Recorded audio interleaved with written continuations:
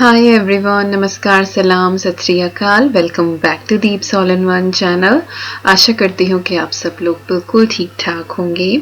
आज मैं आप सभी के साथ शेयर करने वाली हूँ एक बहुत ही इम्पोर्टेंट एंड होपफुली एक हेल्पफुल वीडियो। और अगर इन टिप्स एंड ट्रिक्स को आप फॉलो करेंगे तो आप 5 नहीं, 10 नहीं, 50 लोगों का खाना भी बहुत ईजिली तैयार कर सकते हैं। बस थोड़ी सी प्री प्रेप और थोड़ी सी प्लानिंग हमें करनी पड़ती है। As most of you know के वीकेंड पे हमारे घर आए थे गेस्ट और उनकी खातिरदारी की तैयारी जो है वो मैंने फ्राइडे से शुरू कर दी थी। बहुत कुछ नहीं कर पाई बट हाँ, छोटे बेबी के साथ जितना पॉसिबल हुआ उतना मैंने किया। तो जो सबसे पहला काम है वो होता है कि हमें अपना मेन्यू तैयार करना। And I am still old fashioned कि हाँ, मैं लिख के ही सारी चीज़ें करती हूँ। आप चाहें तो मोबाइल पे नोट्स बना सकती हैं, लैपटॉप पे कर सकते हैं, हाउ एवर यू वॉन्ट। तो यहाँ पे मैं गेस्ट मेन्यू तैयार कर रही हूँ। इसमें स्नैक्स क्या है, मेन्स में क्या है और स्वीट क्या है। तो जैसा कि आप देख सकते हैं कि स्नैक में मैंने दही बड़ा, पापड़ी चाट, सैलेड चाट लिखी है। मेन्स में मैंने दाल मखनी, शाही पनीर, मटर मशरूम, पुलाव और शायद जीरा राइस बनाऊं तो वो मैंने अभी ऑप्शनल रखा है, साथ में रोटी। और स्वीट में मैंने खीर और आइसक्रीम। आइसक्रीम जो है वो स्टोर बोट होगी, उसमें मुझे कुछ नहीं करना है। तो ये मेरा मेन्यू तैयार हो गया। इसी के साथ जो है वो नॉर्मल सैलेड वगैरह वो सारी चीज़ें होगी ही। और जूस है, ड्रिंक है, ये साइड्स होती हैं जिनमें मुझे ऐसा सच कुछ प्रिपेयर नहीं करना है। तो मेन्यू अगर हमारा रेडी होता है तो हमें एक विजिबल थॉट मिल जाता है कि हाँ, ये चीज़ें बनानी है और इनके लिए हम क्या तैयारी कर सकते हैं। तो मेरा गेस्ट मेन्यू बहुत ही सिंपल सा था। मेन्यू तैयार होने के बाद जो हमारा सेकंड काम होता है वो ये कि इनमें से किन चीज़ों को हम पहले तैयार करके रख सकते हैं या इनमें से किन चीज़ों की हम कुछ प्रेप पहले से कर सकते हैं। अब जैसे कि मुझे दही बड़ा बनाना है तो उसके लिए मैं बड़े जो हैं वो फ्राई करके पहले ही रख लूंगी। इसी के साथ पापड़ी चाट के लिए जो पापड़ी है उसको मैं तैयार करके रख लूंगी। और इसके साथ ही आलू वगैरह जो है वो बॉईल कर लूंगी। पनीर में स्टोर बोट यूज कर रही हूँ, थोड़ा सा हार्ड होता है तो उसकी क्यूब्स कट करके मैं उसको सॉफन करके रख लूंगी। खीर मैं पहले दिन बना के रख सकती हूँ क्योंकि खीर जो है वो नेक्स्ट डे और भी ज्यादा अच्छा टेस्ट देती है। तो खीर तैयार हो जाएगी। मैं मसाला बना के तैयार कर लूंगी ग्रेवी के लिए। पापड़ी जो है वो मैं तैयार कर लूंगी और पटेटोज जो है वो मैं बॉईल करके रख लूंगी चाट के लिए। तो फिलहाल मैंने ये 6 काम लिखे हैं, लेकिन साथ साथ मुझे अगर कुछ और भी याद आएगा तो वो मैं मेंशन कर दूंगी। तो आप चाहें तो यहाँ एक स्क्रीनशॉट ले सकते हैं। तो इसी के साथ अब मैं तैयारी जो है वो अपनी शुरू करूंगी क्योंकि मुझे पता है कि अब क्या क्या काम करना है। और बस सडनली ही मुझे याद आया कि दही भी मुझे पहले से ही प्रिपेयर करके रखनी है चाट के लिए। So menu is ready, pre prep is ready. अब अकॉर्डिंगली हमें करनी है शॉपिंग। तो मोस्टली जो हमारी वीकली शॉपिंग होती है वो तो है ही, बट यहाँ पे मैंने कुछ एक्स्ट्रा आइटम जो है वो निकाल के रखे हैं जो मुझे मेन्यू के लिए चाहिए।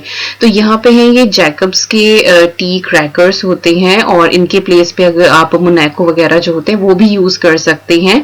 तो इनको मैं एज ए पापड़ी यूज करने वाली हूँ, तो मैं फ्राइड वर्जन यूज नहीं करूंगी। ग्रीक स्टाइल योगर्ट जो है वो मैंने बाहर से मंगवाई है, स्मूथ होती है और चाट के लिए ये बिल्कुल परफेक्ट होती है, बहुत अच्छा टेक्सचर आता है। इसके साथ मटर मशरूम जो बनाना है, तो मशरूम ये ब्राउन वाले जो होते हैं ये विटामिन डी में हाई होते हैं, ये बाय किए हैं।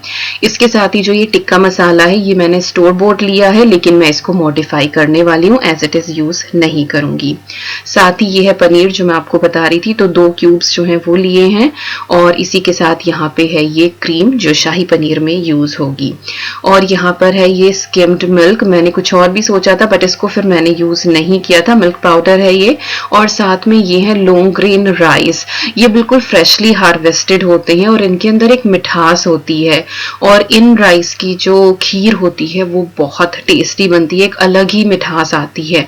तो हमेशा खीर के लिए, और ये बहुत सस्ते होते हैं, तो बिल्कुल सस्ते वाले जो फ्रेशली हार्वेस्टेड होते हैं राइस, उनकी आप खीर बनाएं। तो शॉपिंग डन हो गई है हमारी। अब क्या करना है, अब बस हमें प्री प्रेप जो है वो शुरू करनी है। तो सबसे पहले मैं क्या करूंगी, जो भी चीजें मुझे चाहिए वो मैं काउंटर टॉप पे गैदर कर लूंगी आज के लिए। जैसे कि मैंने दाल मखनी का जो जार है वो बाहर निकाल लिया है। खीर के लिए जो कैरेट्स हैं वो मैंने फ्रिज में से बाहर निकाल के रख दी हैं। पनीर के जो क्यूब्स हैं वो मैंने बाहर निकाल दिए हैं। तो वो सारी चीज़ें अपनी प्रेप के अकॉर्डिंग मैं पहले काउंटर टॉप पे रख लूँगी ताकि मैं कुछ भूलूँ ना और सारी चीज़ें मैं इफ़िशिएंटली कर पाऊँ। तो चलिए, आई होप आपको मेरी आज की जो ये कोशिश है वो पसंद आएगी और आपको जो ये टिप्स एंड ट्रिक्स हैं वो थोड़ी सी हेल्पफुल होंगी और आप अपने गेस्ट का एक बहुत अच्छे तरीके से सारी चीज़ें जो है वो मैनेज कर पाएंगे, साथ ही उनको टाइम भी दे पाएंगे। तो अगर आप टास्क को थोड़ा सा डिवाइड कर लें तो काम जो है वो आसान हो जाता है। जैसे कि मैंने 1-1.5 घंटा जो है वो आज लगा दिया और नेक्स्ट डे जो है वो सिर्फ 1 घंटे में सारी चीज़ें तैयार हो गई हैं। तो यहाँ पे मैंने दाल मखनी के लिए साबुत उड़द लिए हैं, साबुत माश भी इसको बोला जाता है, और मैंने यहाँ पे अंदाज़ा ही लिया है कि 5 लैडल भर के, क्योंकि वो 3 ही लोग हैं, एक उनकी बेटी है और हस्बैंड वाइफ, तो ज़्यादा क्वांटिटी बनाने की ज़रूरत नहीं, हालांकि बच ही गया था तो थोड़ा सा एक्स्ट्रा लेके चले।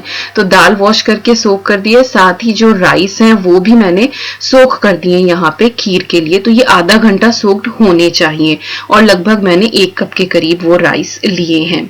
तो जो खीर मैं बनाने वाली हूँ वो गाजर और चावल को मिक्स करके बनाने वाली हूँ, प्योर गाजर की खीर नहीं बनाऊंगी। तो खीर बनाना जो है वो हम सबसे पहले शुरू करेंगे क्योंकि उसको पकने में टाइम लगता है, और जैसे जैसे खीर हमारी डन होती रहेगी साथ साथ हम बाकी की तैयारियां भी कर लेंगे। तो कैरेट्स पील करके मैंने ग्रेट कर ली हैं बिल्कुल फाइन यहाँ पे, और प्रेशर कुकर में मैं बनाने वाली हूँ क्विक वाली हमारी खीर। तो इसके लिए बिल्कुल मैंने कोई घी वगैरह ऐड नहीं किया है, बस ऐसे ही जो गाजर हैं उनको मैंने प्रेशर कुकर में ऐड कर दिया है।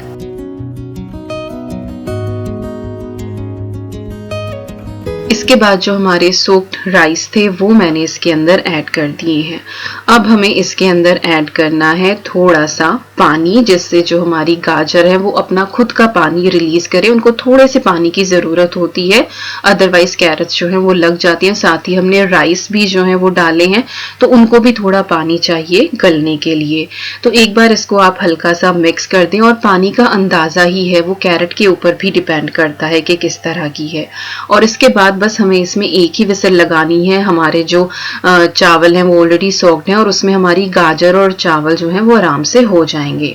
इधर मैंने कुछ चीज़ें चॉप करके रख ली हैं, जैसे कि यहाँ पे मैंने टमाटर लिए हैं 4 बिग साइज के, साथ ही 2 बिग साइज की मैंने यहाँ पे अनियन ली है, रफली चॉप कर ली थी, हरी मिर्ची मैंने डाली है। और यहाँ पर हम तैयारी कर रहे हैं जो हम शाही पनीर बनाएंगे उसकी ग्रेवी की। तो ग्रेवी मैं रेडी करके रख लूंगी ताकि कल को पनीर बनाने में आसानी हो। और साथ ही मैंने इसके अंदर खूब सारे कैश्यू ऐड कर दिए हैं, इससे जो हमारी ग्रेवी है वो बहुत रिच होगी। और साथ ही मैंने इसके अंदर सौंफ ऐड करी है। शाही पनीर में जो सौंफ का फ्लेवर होता है दैट इज ऑसम। और पानी हमें इसके अंदर बिल्कुल नहीं ऐड करना है क्योंकि जो हमारे टमाटर हैं वो अपना पानी रिलीज करेंगे और उन्हीं के साथ प्याज जो है वो गल जाएगी। 1 या 2 सीटी में वो बिल्कुल डन हो जाते हैं। मीनवाइल यहाँ पे जो पनीर है इसको भी मैं कट कर लूंगी। आप अपने हिसाब से जैसे चाहे उस शेप में कट कर ले, बट नॉर्मली क्या होता है कि जब हम शाही पनीर बाहर भी कभी रेस्टोरेंट वगैरह में खाते हैं तो वो ट्रायंगल में कट होता है, तो मैं वही ट्रायंगल में कट कर रही हूँ यहाँ पे। और आप देख लीजिए, कई बार ना मैं सिर्फ कट करके ऐसे ही दिखा देती हूँ कि ट्रायंगल में, तो कई बार सवाल आ जाते हैं कि दीपिका कैसे कट किया है। तो जो लोग करते रहते हैं किचन में काम उनको इन चीज़ों का पता होता है, बट कुछ लोग नए होते हैं जो नई नई कुकिंग सीख रहे होते हैं, नई नई शादी हुई होती है, उनको नहीं पता होता है, तो इसीलिए मैंने ये क्लिप ऐड करी है। तो इस तरह से मैंने ट्रायंगल्स जो हैं वो कट कर लिए हैं। इसके बाद मैं इनको डाल दूंगी एक पैन में। अगर आप फ्रेश डेयरी वाला पनीर यूज कर रहे हैं तो आपको ये वाला स्टेप करने की जरूरत नहीं है। आप बस कट करके और थोड़ा नॉर्मल टेम्परेचर का पानी डाल के आप फ्रिज में रख दें, आपका पनीर सॉफ्ट रहेगा। बस ये कि कट आपने पहले से कर लिया है तो अगले दिन आपको आसानी होगी कि चॉपिंग आपको नहीं करनी पड़ेगी। बट क्योंकि ये वाला पनीर थोड़ा सा हार्ड रहता है तो इसमें मैंने केटल में पानी बॉयल कर लिया था और वो मैंने इसके अंदर ऐड कर दिया है। इसको मैं वैसे बॉयल नहीं करूंगी, बस बॉइल्ड वाटर मैंने इसके अंदर ऐड कर दिया है। इससे ये जो पनीर है ना ये बिल्कुल सॉफ्ट हो जाएगा और जब हम इसको कुक करेंगे तो ये चीवी नहीं होगा। अदरवाइज इस ब्रांड का जो पनीर है वो चीवी हो जाता है। ऑलराइट, अब मूव करते हैं हम दही बड़े की तरफ। तो यहाँ पे अब मैं बड़े बनाने की तैयारी कर रही हूँ और वो भी थोड़ा सा क्विक वर्जन। तो मैंने कोई दाल सोक नहीं करी है, उसको पीसा नहीं है, क्योंकि मैं यहाँ पे उड़द की दाल का जो आटा है, माश की दाल का आटा, वो मैं यूज कर रही हूँ और हर इंडियन स्टोर पे इजीली अवेलेबल है। तो मैंने 2 कैडल भर के लिया है। साथ ही इसके अंदर ऐड कर दिया है मैंने 1 चम्मच जीरा और साथ ही टेस्ट के हिसाब से मैं इसमें ऐड कर रही हूँ सॉल्ट। दैट्स इट, बस यही चीजें आपको डालनी है। बाकी आप काली मिर्च वगैरह अपने हिसाब से मॉडिफाई कर सकते हैं, बट नॉर्मली यही डलता है। इसके बाद मैंने इसमें पानी डाला है अंदाजे से ही, कोई मेजरमेंट नहीं है, बस ये है कि आपको इसका एक लूज सा बैटर बनाना है, बहुत लूज भी नहीं, पकोड़े वाला जो बैटर होता है उस तरह से आपको इसको तैयार करना है। और फिर आपको इसको अच्छे से बीट करना है, विस्क करना है। मैं इसको करने वाली हूँ अपनी जो मेरा स्टैंड मिक्सर है मशीन, उसके साथ विस्क की अटैचमेंट आती है उसके अंदर। अगर वो नहीं है आपके पास तो आप हाथों से भी फेंट सकते हैं। पहले जब ये सारी चीजें नहीं थी तो सब हाथों से ही करते थे काम, बट आजकल बहुत तरक्की कर गए हैं सभी लोग, तो नई नई चीजें जो है वो किचन के लिए आ गई हैं और वो बहुत हेल्प करती हैं। But this stand mixer is such a blessing. जब से ये आया है, आई थिंक होली पे हमने ये खरीदा था, तब से ये आया है, मैंने हाथ से आटा नहीं बनाया है। तो इसकी जो ये विस्क वाली अटैचमेंट है ये मैंने लगा के और इसको मैंने 2-3 मिनट अच्छे से रन कर दिया है। तो इससे जो हमारा बड़ों का बैटर है वो बहुत अच्छे से फ्लफी हो गया है। और बैटर कैसे रेडी है उसको चेक करने के लिए आप पानी में एक ड्रॉप डाल के देखिए तो वो फ्लोट करने लगेगी, तो इसका मतलब आपका जो बैटर है वो बिल्कुल रेडी है। उड़द की दाल का आटा अगर आपके पास नहीं है तो नॉर्मली आपको दाल जो है वो भिगोनी है और पीसनी है और फिर यही प्रोसेस जो है वो फॉलो करना है। तो हमारी दाल जो है वो रेडी हो गई। साथ ही यहाँ पे पटेटोज हैं ये, और ये रेड स्किन पटेटोज हैं, शकरकंद नहीं है, नॉर्मल पटेटोज वाला ही टेस्ट होता है, बस थोड़ा सा हेल्दी वर्जन है। तो ये मैंने बड़े बड़े साइज के थे तो कट कर दिए हैं। साथ ही मैंने थोड़ा पानी डाला है और थोड़ा सा सॉल्ट मैंने ऐड कर दिया है ताकि इन पटेटोज के अंदर तक भी अच्छे से सॉल्ट चला जाए। और इसके बाद बस मैं 2 विसल लगाने वाली हूँ इसमें और हमारे पटेटोज जो हैं वो डन हो जाएंगे। मीनवाइल जो हमने शाही पनीर के लिए ग्रेवी तैयार करी थी वो भी हमारी अच्छे से बॉईल हो गई है। इसको अभी हम थोड़ा ठंडा होने देंगे। और यहाँ पे जो हमने गाजर और चावल उबलने रखे थे वो भी हमारे बिल्कुल अच्छे से बॉईल हो चुके हैं और जो हमने पानी डाला था वो सब चावलों ने अच्छे से अब्सॉर्ब कर लिया है। तो चलिए अब सबसे पहले तैयारी करते हैं यहाँ पे खीर बनाने की। तो फ्लेम मैंने फिर से ऑन कर दी है और इसके बाद अब हम इसके अंदर ऐड कर देंगे दूध। तो कैरेट आपने देखी है मीडियम साइज की 4 थी, 1 कप चावल था, तो इसमें मैंने लगभग 1.5 लीटर के करीब दूध ऐड करा है। जो ये फ्रेशली हार्वेस्टेड हमारे राइस होते हैं इनके अंदर स्टार्च बहुत ज्यादा होता है। तो जब आप इस तरह से, हालांकि पानी ऐड करा है हमने बॉईल करते हुए, लेकिन जब आप दूध डालेंगे स्टिल ये वाली जो खीर है आपकी ये बहुत अच्छे से थिक हो जाएगी।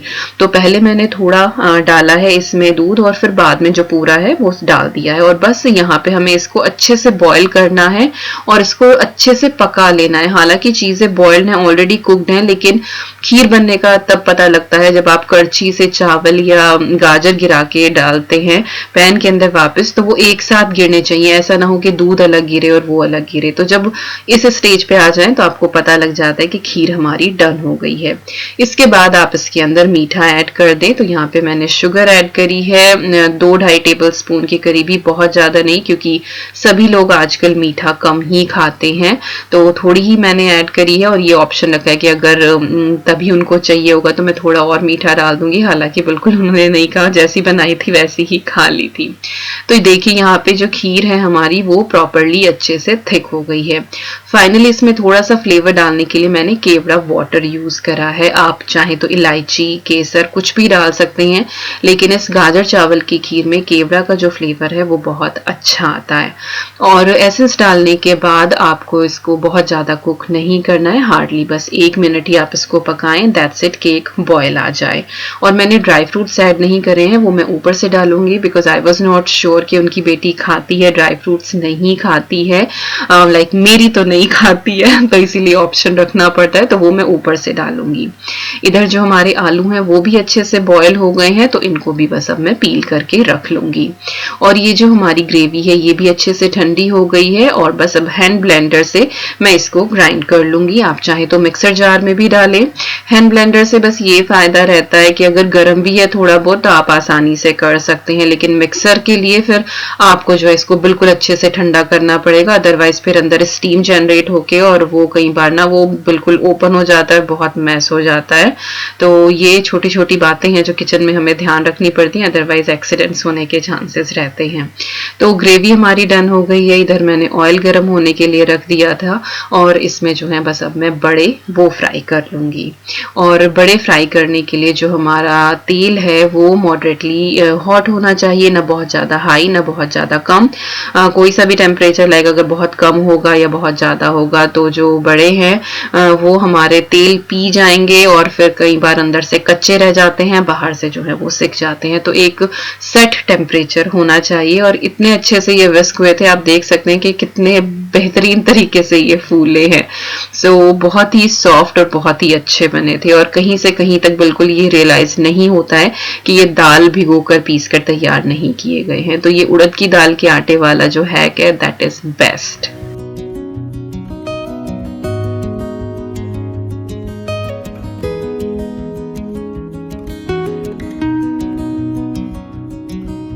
और ये है हमारी दाल मखनी की जो दाल है, ये अच्छे से फूल गई है। इसको मैंने 2-3 घंटे के लिए रखा है। और यहाँ पे जो है हमारी चाय का भी टाइम हो रहा है, आपको साइड में चाय भी दिखाई देगी। तो साथ साथ जो है वो काम करे जा रही हूँ। और जो दाल है इसको मैंने बॉयल होने के लिए रख दिया है। सिर्फ मैंने इसके अंदर सॉल्ट ऐड करा है और इनफ पानी जो है वो डाल दिया है इसके अंदर।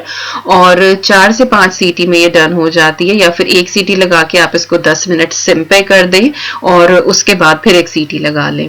अब यहाँ पे मैं तैयारी कर रही हूँ चाट के लिए दही की। तो थोड़ी सी पतली करनी होती है क्योंकि ये वाली थिक आती है और साथ ही थोड़ा सा फ्लेवर भी इसके अंदर ऐड करना है। तो जो ये बड़े वाला 1 kg का टब है ये मैंने इस पैन में निकाल लिया है और साथ ही थोड़ा सा पानी मैंने इस टब में डाल के और वो पानी मैंने ऐड कर दिया है।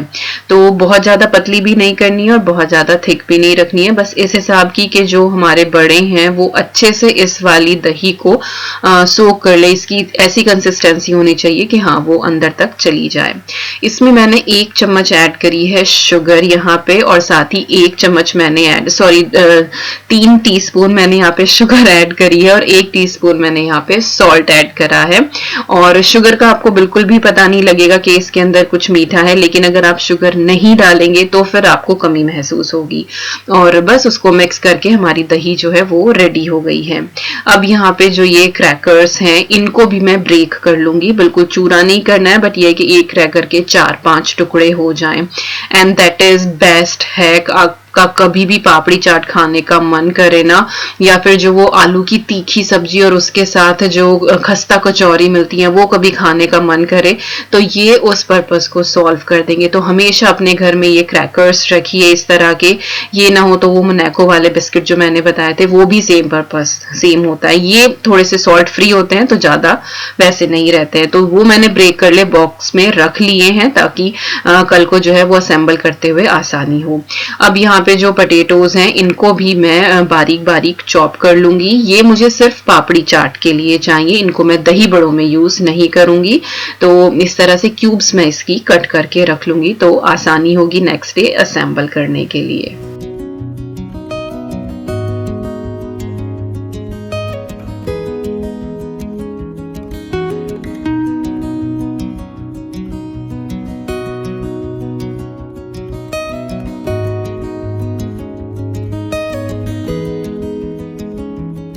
तो आलू हमारे यहाँ पे कट गए हैं और इनको चाहे तो किसी बॉक्स में आप सेव कर दें। मैंने इस तरह से प्लेट में ऊपर से क्लिंग रैप लगा के इनको रख दिया है।